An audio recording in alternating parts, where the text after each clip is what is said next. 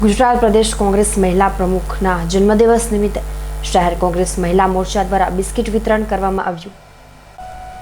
ગુજરાત પ્રદેશ કોંગ્રેસ મહિલા પ્રમુખ ગાયત્રીબા વાઘેલાના જન્મદિવસને લઈને આજે ગરીબ અને ફૂટપાથ પર વસતા વૃદ્ધો અને ભિક્ષુકોને ભાવનગર શહેર કોંગ્રેસ મહિલા મોરચા દ્વારા બિસ્કિટ વિતરણ કરવામાં આવ્યું હતું.